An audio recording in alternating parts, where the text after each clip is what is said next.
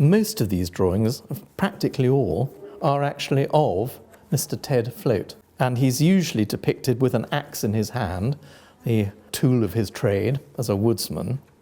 During my time there, I was a subject of some of his drawings.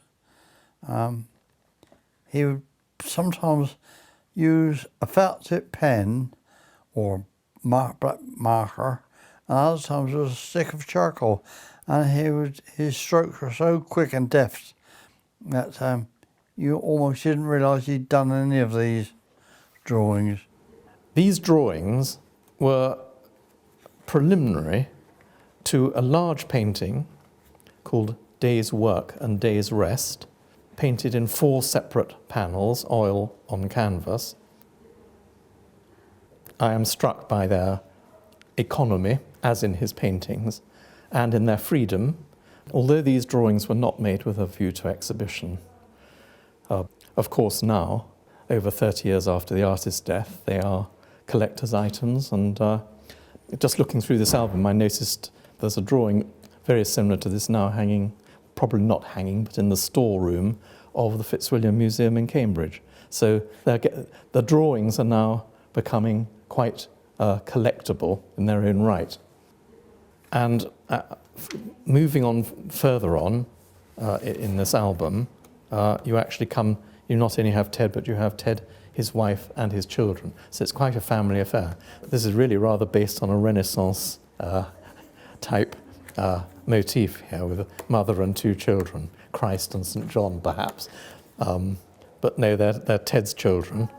Slightly different type of approach in this more scribbly drawing, which is much closer to the type of painted figures that came into the large mural that he painted, which is now still hanging at Sussex University. The actual painting was so huge, it was 24 by 12 feet.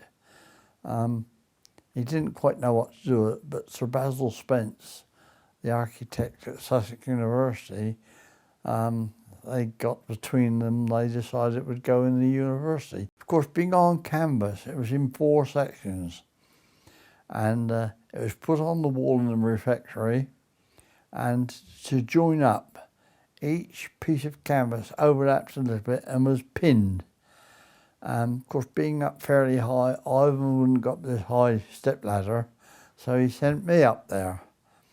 And I had a smock on and carried a little pallet, and he was in the bottom, and while I was up the top, these 2 workmen went by, and they stopped and looked and said, "Oh, what's it supposed to be then, mate?" to Ivon. And he looked back at them and said, "Well, I'm sorry, I don't know, you better ask the artist." And I was stuck up this ladder with a little paintbrush painting the heads of these pins that were holding the painting together. And he had a wicked sense of humour on top of everything else. When it came out, it was a really dry old stick.